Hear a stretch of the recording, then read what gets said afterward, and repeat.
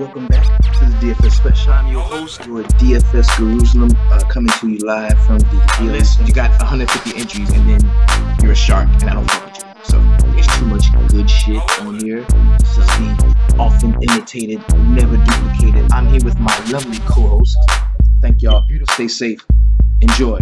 I may have been calling in to work. You're gonna be in the running for the Snowflake of the Year. Get your shit together with your Snowflake. I'm here at the crib, man, and I'm just finishing up. Stop. Throw them bitches in the main. I'm telling you. You're gonna see the results, bro. You're gonna see it. This is what's really gonna help you out. You know how I feel about the home dogs. There's a lot of fight in the home dogs, and I really think a lot of shit to go over tonight. Who that scored all them points over there? Player of the night. Get him in your lineups. Get him in there, and let's go get this money. Thursday, let's go, and remember, in the sweatshop, we always keep it 300.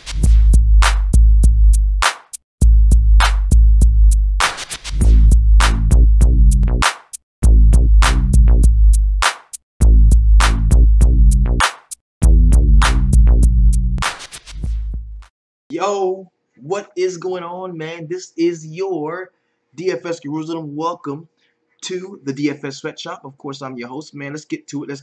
We got a lot of stuff to chop up today. We're gonna go with our regular formatting of the show, where first we're gonna talk about our Core 4 review. This is where I give you an opportunity to see how honest I am about who I'm playing, what I'm doing, how I'm getting it done.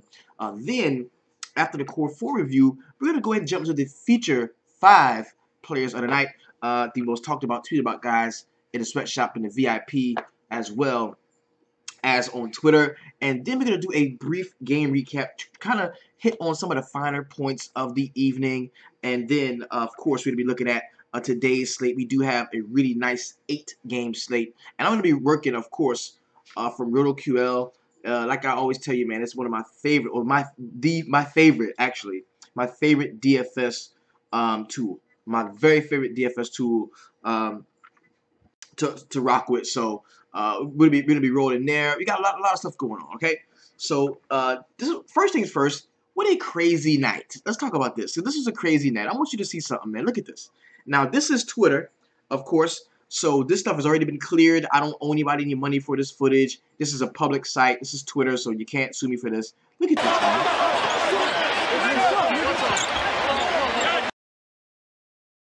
So Ubri threw a punch and hit John Wall.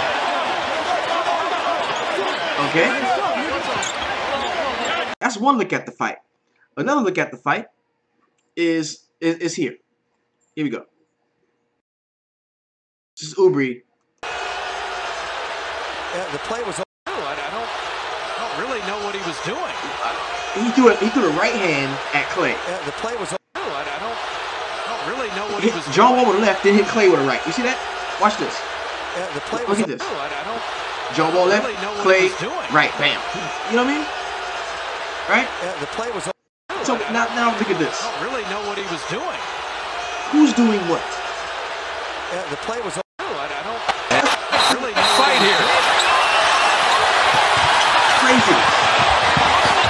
And this is spilled behind the basket standard. What is that? Raymond's involved. Well, Crazy. he's gonna be gone.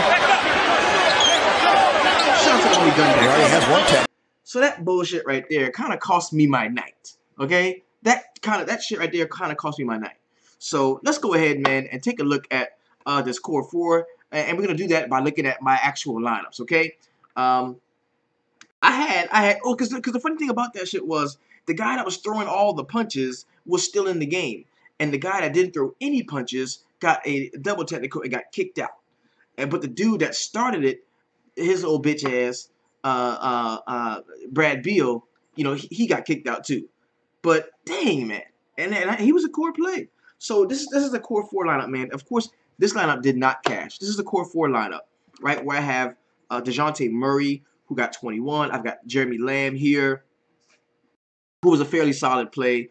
PJ Tucker, a guy that we were on in the shop. Of course, Draymond Green, Clint Capella, who sucked ass. James Harden, the guy that I thought was going to be the high-scoring player on the slate. Serge Ibaka, and then we had Gary Harris as the core member. So the Core 4 today was Gary Harris, James Harden, DeJounte Murray, and Draymond Green. And I could have had redemption with this. I really could have. Sans Draymond Green being kicked out of the game. So tonight's core four was not good, based solely off the fact that, DeJounte Murray wasn't great either, but based solely off the fact that Draymond Green sucked. That was bad. What happened to him? That was horrible. And that was my DraftKings core. Now my FanDuel core was a little bit different. Okay, the FanDuel core was kind of litty, and as you can see, I cashed in 3 of 4 entries over on FanDuel. And I played pretty light, but profit is profit. You know what I'm saying? I was just happy about that. So my best lineup here was, let's take a look at my best lineup. It was it this one on FanDuel? Take a look.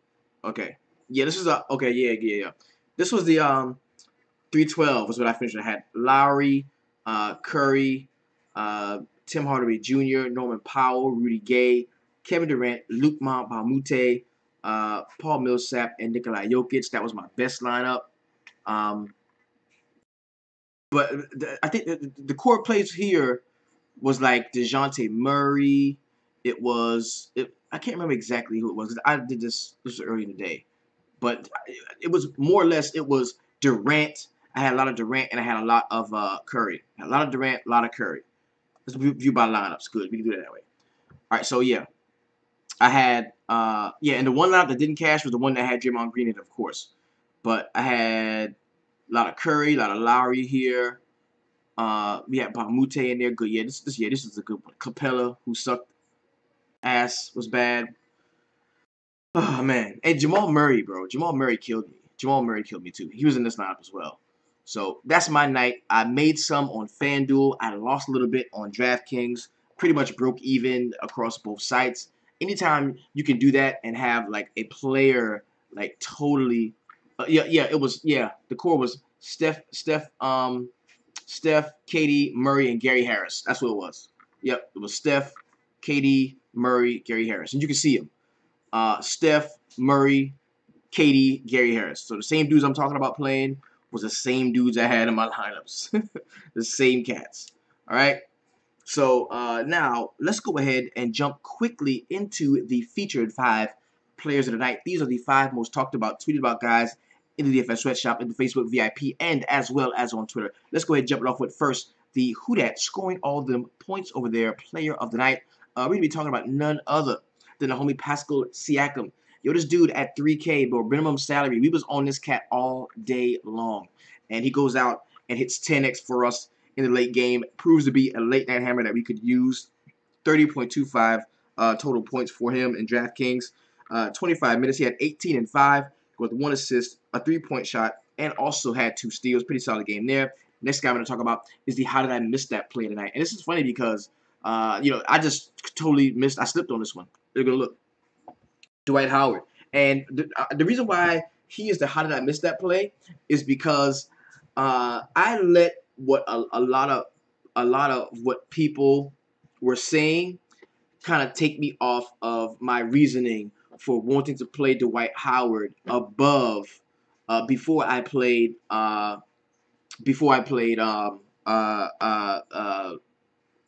Capella. I just didn't love Capella initially as much as I liked Dwight Howard. For a bevy of reasons, man. Dwight Howard is one of the guys that I've been featuring, telling you guys about. Play him. They love him. They trust him. He's the only rebounder in Charlotte. And that was one reason. And the next reason why I didn't love him, Capella, as much as I liked Howard initially, is because they sort of the key to taking Dwight Howard out is to foul the shit out of him. You foul him, put him on the line. He doesn't, he doesn't score a lot of points because you got him on the foul line. And that's the Hacker Howard thing, right? And he's just so active, and the Charlotte Hornets are making Dwight Howard so active. And I said this to the guys in the group, man. I promise you, I said this to the guys in the group. I said my one worry, my biggest concern about Capella is foul trouble, man. I just see this being a game where he is gonna get in foul trouble. And I wanted to play a point guard center combo from this game, and I was so close to locking in Kimba, and Kemba and Howard everywhere. But I just liked because I wanted the correlation. I wanted the correlation, but I liked the Harden plays so much that I ended up going way more Harden Capella than I did go Kemba Howard, and that came back to bite me. I had some Kemba, but no Howard. Period. And he was a guy that I liked, and I should have stuck with my own mind, stuck to my guns, not let anything take me off of him. But hey, I'm just like you, man. It happens sometimes. So Dwight Howard is the how did I miss that play tonight in 32 minutes, 19 points, 16 boards, 2 assists, 1 steal, 1 block. And he, of course, is leading the league in turnovers. No doubt about it, bro. No doubt about it. Yeah, shout out to Nelson, bro. Shout out to Nelson. Had a big score over there for him. Next guy we're going to talk about is the shop put me on player of the night. This is the guy that I really didn't. I had no intention because if I'm going to tell you, oh man, hanging out and listen to certain people took me off of Dwight Howard. Well, it did put me on shit too. But this is the guy that put me on. This is the shot put me on play. This is PJ Tucker. Now, if you were a member of the DFS Sweatshop and you was rocking with us today, you would have had no choice but to play PJ Tucker. I ended up having this dude in so many fucking lineups. I looked right before lock, about 5 minutes before lock, and I was like, oh shit, I have way too much PJ Tucker. And I was like, you know what, fuck it, I'm not changing it. And the dude went out and balled. At 4K, he gave us 37 minutes because, of course, he was the biggest beneficiary to something that I already saw coming. I saw it coming that Capella's going to be in foul trouble, and that really opened it up for not only PJ Tucker, but for Ryan Anderson. It really helped them cats get busy. So PJ Tucker is the shot put me on play. The dude scores 1 more point. He's in a double-double bonus. He had 9 points, 13 boards, 2 assists, hit 3 3-point shots. Also had a block and only 1 turnover. Pretty good mistake-free basketball. Now, the heat check player tonight could only go to one cat. It doesn't have to go to the guy that scores the most points or the flashiest guy or the coolest guy or the guy that's on all over SportsCenter. No, it goes to the dude that just goes out and goes ham, and that is Karl Anthony Towns at 8.6. Goes out 66.25 DraftKings points, wrecks the slates, lead the entire slate in scoring, and he does have this capability. He does. He does. This is one of the larger point totals of the night as well. 36 minutes for Cat, 33 points, 19 boards, 4 blocks, which were big, only 1 turnover. He did hit a 3-point shot. Nice, very nice game for Karl Anthony Towns as they did beat the Oklahoma City Thunder. And now we must talk about that one motherfucker. Yes, we will. And you know what? There's a lot I can say about you, but it's already being said because you, Bradley Beal, you are a snowflake on so many levels, bro. You're a snowflake. You're a snowflake. You a motherfucking snowflake for that shit you did, man. That was some whole shit. Let's be real about it. Let's tell the truth. That was some more whole shit, man. You ain't had to do that. What happened? The play before, on the face. Bradley Beal, you's a motherfucking snowflake with your snowflake ass, and I don't hardly ever roster you, but I ain't gonna roster your bitch ass again. Let's get on with the rest of the motherfucking show. Oh, snowflake ass, fucking up all the lineups, getting everybody suspended and damn, and kicked out of the game and shit. We want to see you play, brother. Bullshit. Let's go and get on with the rest of the show. All right, first thing we got is let's go ahead and take a brief look over some of the games, man, just so you can get an idea. If you get a chance to watch all the games in their entirety, man, I do want you to have just a little bit of an understanding on what happened last night, man, because I'm telling you, it matters, bro. It matters. I mean, maybe you can't do what I can do or the way I do it, and I watch every single game, every game, bro. I watch every game. Maybe you can't do that, and that's what I'm here to help you out. I'm here to help you to tell you, oh, this is what happened. This is how this went down. Like the Gary Harris play, okay? We talked about that. Gary Harris made my core plays because I saw him play last week, and I love the way he plays. And that's the energy and the enthusiasm and the intensity that I want to bring to you when I watch basketball, okay? And I can tell you exactly what I'm feeling and who I'm liking. So let's go ahead and jump into a quick, very brief recap of the games. Now, I'm not going to even go all the way in depth with everybody. All right, so first game we're going to talk about is the Charlotte Hornets at the crib, taking on the Houston Rockets. Harden was a guy that I really felt could lead the slate in scoring, and for the better part of the night, he was. But then Cat came through, the homie KD came through. We're going to talk about him in a little minute. But it was a very solid slate, in my opinion, man. And without that one guy getting kicked out, it could have been much better. So Eric Gordon, in 38 minutes, he was second in the team in minutes. He had 26 points, 2 boards, and 2 assists. Luke Mbamute, he filled up the stat sheet, bro. He did a little bit of everything. In 40 minutes, he led the team in minutes. 12 points, 8 rebounds, 2 assists, 2 steals, 3 blocks. Why could this dude not be used like this when he was with the Clippers. You know why? It was because Chris Paul was dribbling the ball 97 times and only passing to DeAndre Jordan. So Ryan Anderson in 34 minutes had 21 and 60 with 1 assist, 1 steal, and 1 block. Clint Capella, man, only gave us 16 minutes because he had 5 fouls, bro. Caught 4 fouls very early in the game, fucking with Dwight Howard. He had 7 points, 6 rebounds, and 1 block. He shot 100% from the field, but just could not stay on the floor. James Harden, triple-double for the homie. 27 and 10 to go with 11 assists and 1 steal. I was looking for a big triple-double from James Harden, man. I really was. PJ Tucker, we talked about him off of the bench at 9 and 13 to go with 2 assists. Pretty solid game there. Also did block a shot for the Charlotte Hornets, man. Kemba had a nice one, man. 26 points, leading the team in scoring. He only had 5 assists, 1 steal, 1 block, and had 3 rebounds. See, that's my problem with Kemba, bro. Kemba just doesn't double-double. If Kemba could find the double-double in his repertoire some way, he would be nuts. He would be one of the best point guards in the league, hands down, if he could find his way to a double-double. Get 10 assists, bro. Get 10 assists. Get 10 assists. Dwight Howard, 19 and 16 to go with 2 assists, 1 steal, and 1 block. Didn't see much from anybody else except Jeremy Lamb. In 29 minutes, he had 20 points, 3 boards, 3 assists to go with 1 steal and 1 block. The next game we're going to take a look at is going to be the San Antonio Spurs going to Orlando and getting their ass clapped by the Magic. Who saw that coming, bro? They got hit up on some Tupac shit. They hit them up. They got destroyed, bro. That was bad. I would never think a Greg Popovich coach team like that gets destroyed. Well, and plus the best defensive player in the league is not playing right now anyway, Kawhi Leonard, but still. Kyle Anderson in 20 minutes had 4 and 6 to go with 3 assists and 1 rebound. Bad. Aldridge, a nice double-double, 24 and 11 to go with 1 block, but he was priced up, so I don't know how great that would have been. Paul Gasol in 25 minutes had 12 and 11 to go with 1 assist, pretty decent there. Patty Mills off of the bench, 12 and 2 to go with 3 assists and 1 steal. And DeJounte Murray didn't do shit for the first 3 quarters. And the last 4 minutes of the game, he went out and got 12 DraftKings points and kind of saved it. You know what I'm saying? On the Orlando side, Evan Fournier, man, continues to play well. 25 points, 5 boards, 2 assists, 1 steal in 26 minutes. Aaron Gordon, 16 and 6 to go with 2 assists. Not a great game there from him. Jonathan Simmons off of the bench is what did it, man. 17 and 4 to go with 3 assists for him. We also saw Vucevic underwhelm in his 22 minutes, 15 and 2 to go with 3 assists and 2 blocks. Next game we're going to take a look at is going to be the Denver Nuggets going to Atlanta to take on the Hawks, man. This was a fairly decent game, bro. It was pretty entertaining all throughout. And I did have a Denver stack, man. I left Wilson Chandler off. That was great because he only had 2 points, a board, and an assist in 22 minutes. But I had too much Murray, bro. I did like Millsap. I didn't love him, but I had him 16 and 60 with 1 assist, 2 steals, and a block. Jokic, 15 boards, 18 points. That was nice. Also had 5 assists and a steal while shooting 50% from the field. That was good. Gary Harris was my favorite play from this game.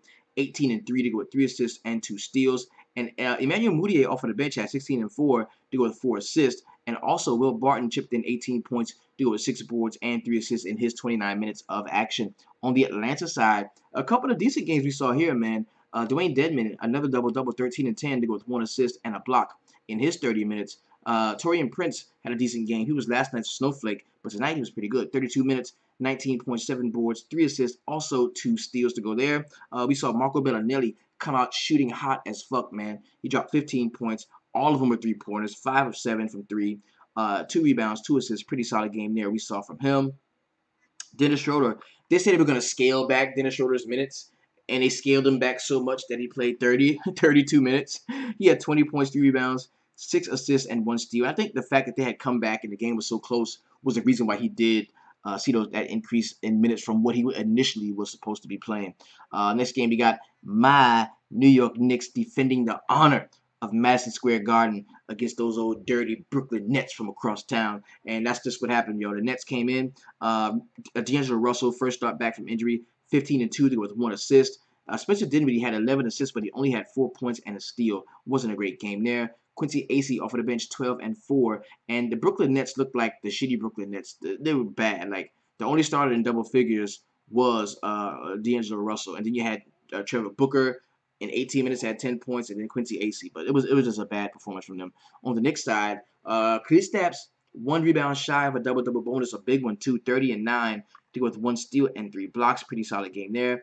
Tim Hardaway Jr. was bad for the first half, but he did play fairly decently. 11 points, 3 boards, and 2 assists. Most of that came in the second half. And Kyle O'Quinn went up and came down with 12 boards. Problem is, he only scored 4 points. He had 3 assists, 1 steal, and 1 block in his 18 minutes of action. And Dougie McBuckets, there was a McBucket sighting in New York at Madison Square Garden, man. 20 minutes, he had 12 and 5 while shooting 4 for 6 from the field for 66% shooting. Next game we're going to talk about is the Oklahoma City Thunder.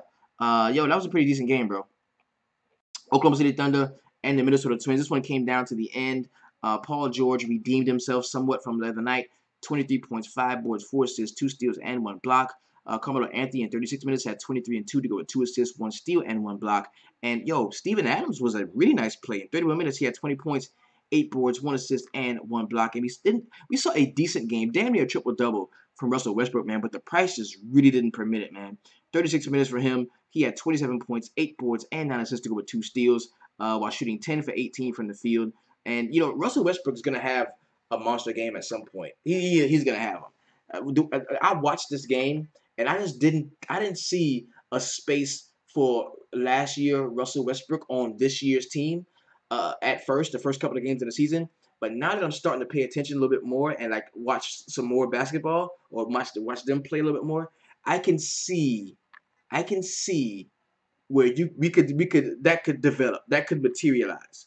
You know what I mean? Like that big triple double, 30-point triple double is what you need. I mean, you need a 30-point triple double for Westbrook.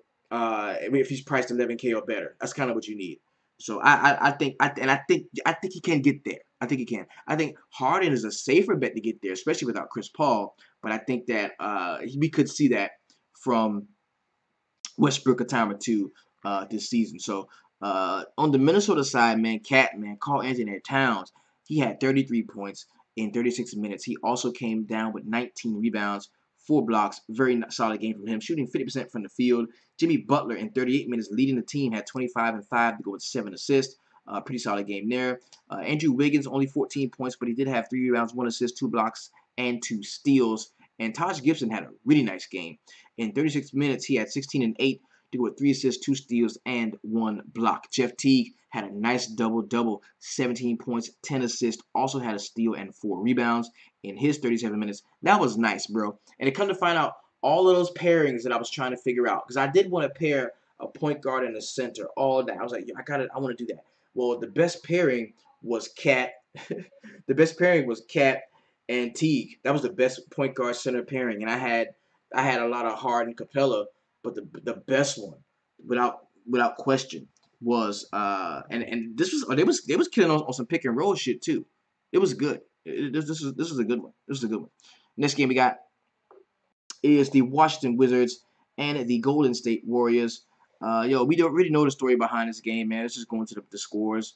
Otto Porter has been playing lights fucking out, bro.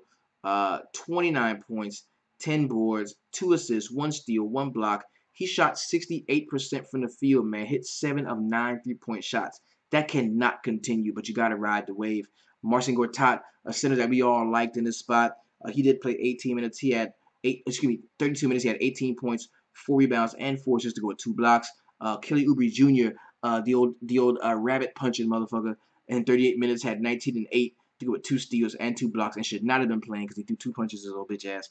And Mike Scott came in relief of Bradley Beal, and in 24 minutes chipped in 14 and 7 to go with 1 assist. On the Golden State side, KD, big double-double. Working full-time in NBA DFS Monday through Friday is so difficult. Hell yeah it is, bro, but we got to do it because I love it. I love it. Porter didn't play lights out when I played his ass last game. I know that's right. So we got KD, man, 38 minutes, leading the team, 31 points, 11 boards, 6 assists, 1 steal, 2 blocks, while shooting 45% from the field, hit all 9 free throws, and hit 4 for 9 from 3. Draymond Green, we know the story behind him. He finished with 3 points, 3 rebounds, and 6 assists, also had 3 blocks. Jaja had 9 boards, 1 assist, and 4 points in his 13 minutes. Klay Thompson, 18 and 2, do with 3 assists and 2 blocks. And Steph Curry had a decent game, 20 points, 5 boards, 8 assists, 2 steals, while shooting 36% from the field. That was not good. David West was actually the story for this team off of the bench.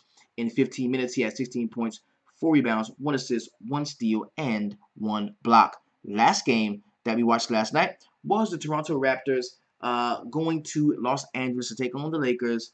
It was a big birthday narrative for the homie, and that shit didn't mean nothing because Lonzo didn't do much. But we're going to start on the Raptors side where, Patrick Siakam, we talked about him in 24 minutes, 18 and 5 with 1 assist and 2 steals. Serge Ibaka, big game from him, 18 and 8 in his 33 minutes. And DeMar DeRozan, 24 and 5 with 5 assists, 3 steals, pretty solid game there while shooting 42% from the field.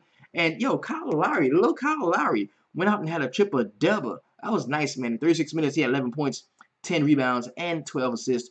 Also had 2 steals while shooting only 28% from the field. That could have been a much bigger triple-double, bro. Come on now. You got to shoot better than that. 28%, you should be laying the ball in the basket.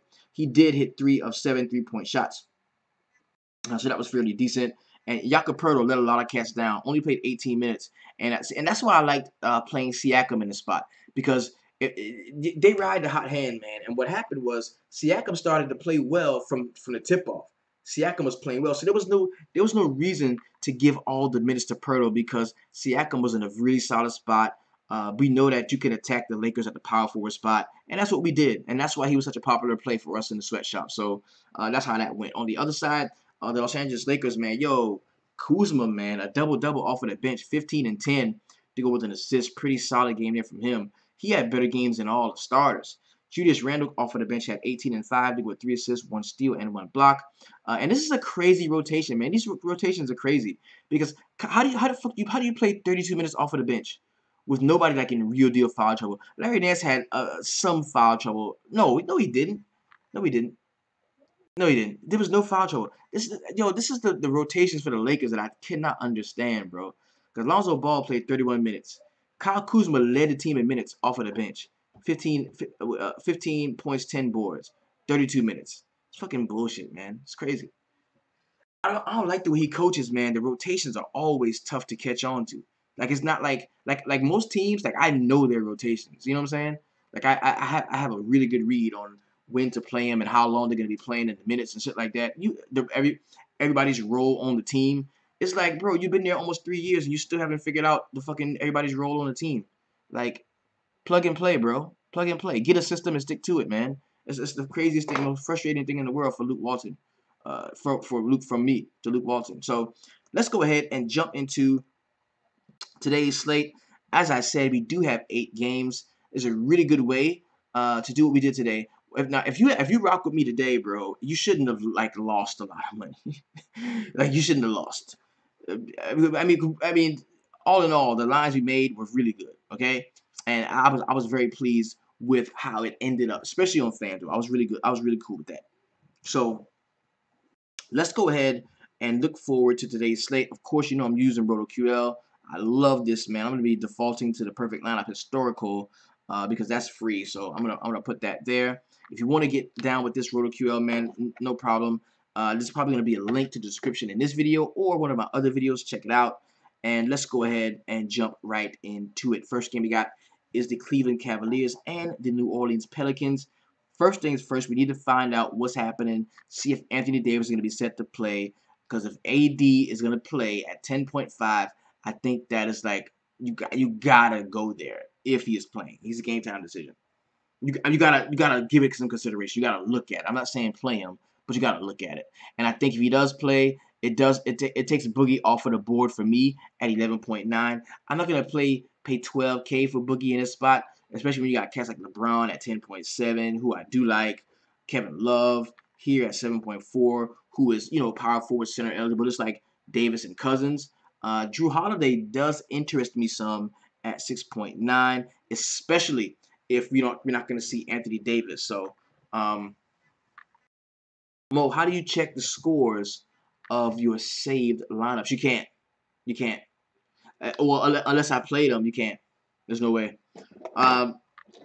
Dwayne Wade, no. Derrick Rose, no. Jay Crowder, I don't want to do that. Tristan Thompson at 4K. If he does get the start, that's something I can't look at. And Jeff Green, man. Jeff Green surprised a lot of people. I was on him at first and then didn't want to play him in that one game when he went out and went ham, so I should have. So I'm going to go back to the well and take a look at Jeff Green. He's a guy that's definitely usable. Next game we got is the Oklahoma City Thunder and the Chicago Bulls. You got Russell Westbrook here, priced at 11.2. That's a pretty fair price. The problem is this game. You hate to predict blowouts, but this is a game that really could blow out, like really good. This game could blow out like easily because the Bulls suck, man. The Bulls suck, and Oklahoma City Thunder, man, they pack a hell of a punch to start games, and if they get going, bro, it's gonna be tough for the Chicago Bulls to keep pace with them. So if I had to pick one of these guys to play, if I had to pick one of these guys, it would be Paul George at 7.6. I kind of like him in his spot. I think that Steven Adams at 6K is definitely usable here. Not too much in love with Carmelo Anthony and Russell Westbrook, but Melo, nah, I don't want him. Thompson is going to get a lot of time. No one else even stands a chance against big body ass Cousins, right?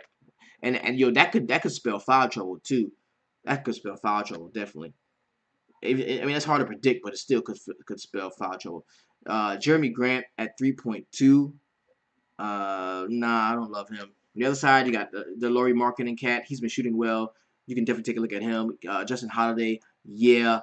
Maybe some Robin Lopez. We saw what Cat did, who was exceptionally skilled against Steven Adams, and maybe you could take a look at Robin Lopez. He's priced at 5.8. That may be a little bit too much for you to get to, but I wouldn't have an issue there. And even Denzel Valentine. What I like about this is no matter what happens, no matter what happens, you can play Valentine. If the game blows out, you can play Valentine. If the game stays close, that's probably because guys like Valentine have done well off of the bench. He's a guy that I think you can play him in any situation at 4.7. I like that. Next game we got is going to be the Houston Rockets and the Memphis Grizzlies. This is a 1.5 point differential here in a 205 total. And do not be afraid of a 205 total, bro. Don't be scared of 100 or less point total for teams. Don't be afraid of that, bro. Because it doesn't. All it means is that you can like condense or you can pick up on where the points are going to be scored a little bit more easy. Like you don't have to look all the way down the lineup to find the clusters of points. In this spot, I think you take a look at Mike Conley. Definitely, I think you look at Marc Gasol here at 8K. I do think that Clint Capella can easily bounce back in this spot, but they're going to be at the grindhouse. I don't normally like to play point guards in the grindhouse, but James Harden is James Harden. He can do so many different things. So he's a guy that I'm going to take a look at.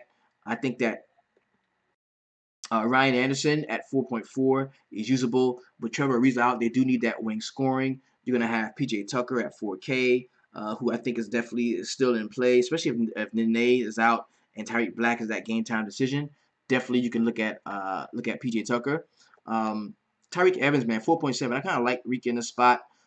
Any wing scorers against the Houston Rockets are going to be players that I do like. Any wing scorers. And I say that because they look at Jarrell Martin sitting there at 3.9. I kind of like him because getting out in even James Ennis getting out in transition is the product of what D'Antoni systems do.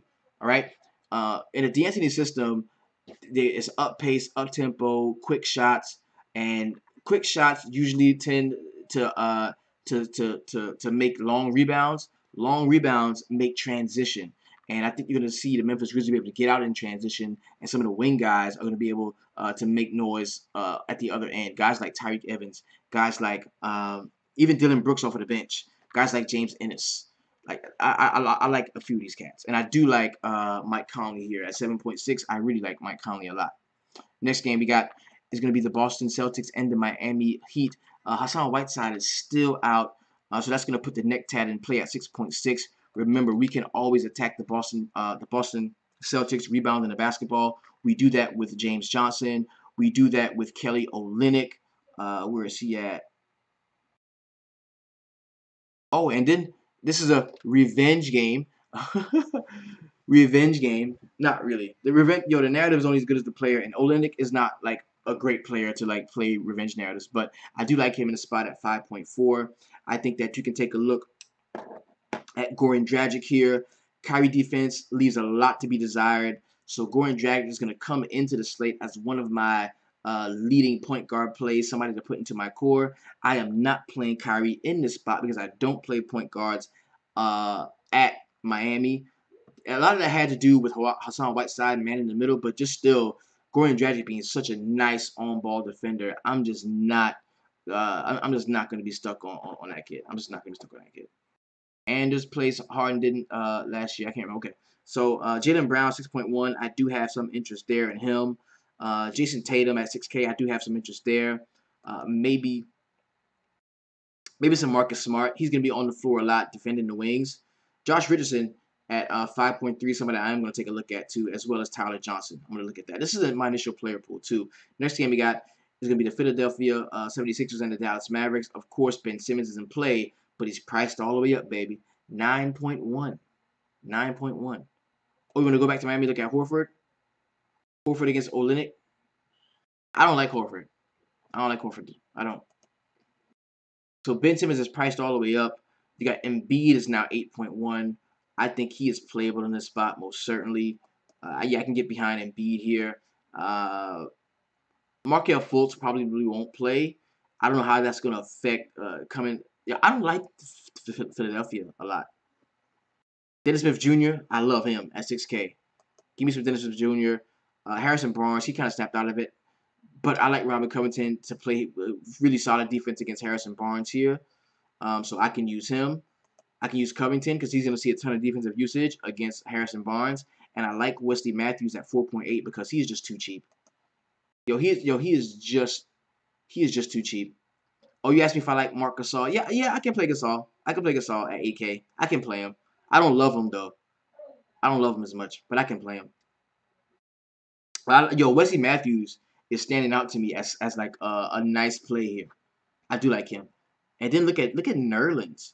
Nerlens was shunned by the Philadelphia 76ers, and he doesn't like these players. These are the guys that kind of they like edged him out to get. So if Nerlens is starting, I'm gonna like Nerlens some. I kind of like Nerlens. Yeah, I like Nerlens.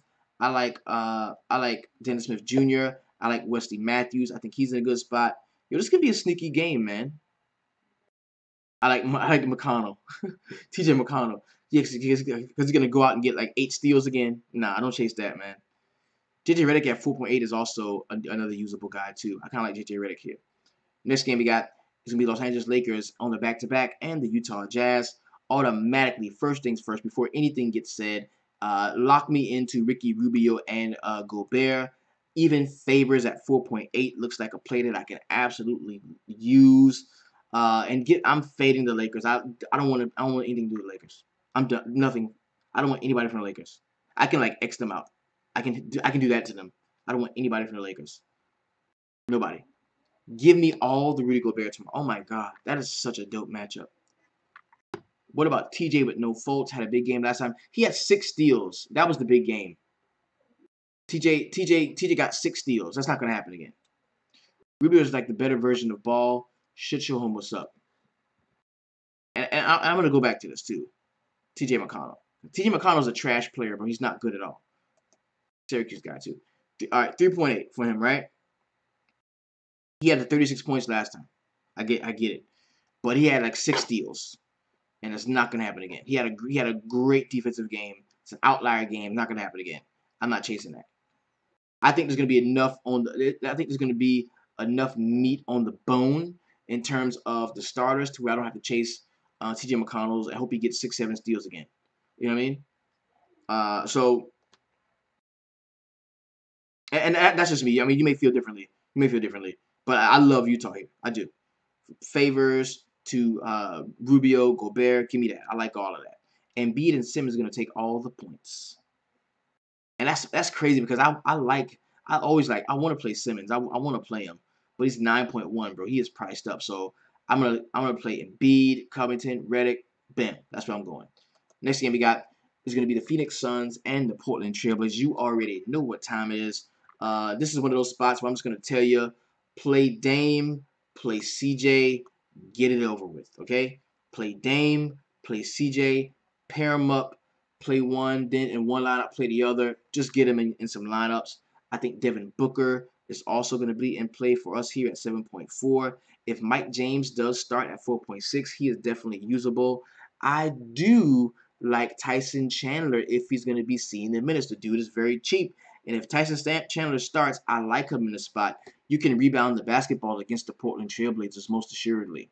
Okay, Murray started today, and we saw what happened there. The 76ers are going to trade for Bledsoe. Watch. So look on it. Yeah, I like Tyson Chandler here. I do. Nurkic at 6.4. I think he's a usable guy. He's somebody that you can use. That's probably as far as I can go with that one. Yeah. Yep. Last game on the slate is going to be Detroit Pistons and the Los Angeles Clippers.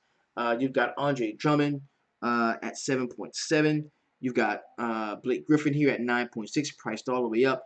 My first inclination would be to take a look at DeAndre Jordan. I think today is a two-center day. I really do. I really think so. I think it's a two-center day. I am not playing. I'm not playing Reggie Jackson at all. I think Reggie Jackson can get easily frustrated by Patrick Beverly, and I think this is going to be one of those Ish Smith games where Reggie Jackson just looks so bad, so horrible because he's being defended by Patrick Beverly. They're going to need Ish to come in and provide that spark off of the bench. And at 3.9, I like that. At 3.9, being guarded by Sweet Lou Williams or some shit like that, I think that Ish Smith is very playable. He's like one of my sleeper plays that I do like. Tobias Harris has been completely lighting it up at 6.5K. You got to give him some consideration. Avery Bradley, the defensive usage should be high on him. He's going to be on the court a fair amount, and he's going to be matched up probably with the coach's son. Oh, and he's a game time decision because I think he dislocated his finger, so he might not play. Lost that way. Yeah. Okay. So, Sweet Lou, don't really love him too much off of the bench. And he might start if Austin Rivers doesn't play. He might start. Yeah. So, give me DeAndre Jordan. I don't love Blake Griffin here. I'd rather play some of the cheaper power forward options on the other side. A guy like Tobias Harris, I'd rather play him. I also think that nah, I don't want nothing off the bench here either. I don't. I like DeAndre Jordan. Uh, Pat Bev is gonna be in play for me, and that's it. That's it. So this is like my initial player pool, man. Who I'm rocking with to begin. And yo, take a look at this, man. Jot some notes down. Take this shit, get it all together. Go to the website www.dfssweatshop.com. Once you're there, upon your paid subscription, you'll be welcomed into the very best Facebook group online. I'm telling you, bro. We get it in the shop, and I try to do a live stream or 2 live streams a day. One for you on YouTube, just to let you know we're here, let you know what we do. The next live stream I do is every day at 5:30. I go in and we break down the games, we build lineups, and we come out and we kill it. Okay? So and then Saturday night at 9:30, the Iceman, Ronald Iceman Coley, is gonna come on with me, and we're gonna chop up. The NFL slate. We're gonna build some lineups there in the VIP. So come get with us tomorrow at 9:30, man, and we're gonna chop it all the way up. Thank you so much for being a part of this thing, man. I love you like family. You know it. This is your host, the DFS Jerusalem. I want you to, if you're on FanDuel, keep it 450. If you're on DraftKings, keep it 350. But you're rocking with the best. We keep it real. We keep it honest. And we always keep it 300. Peace.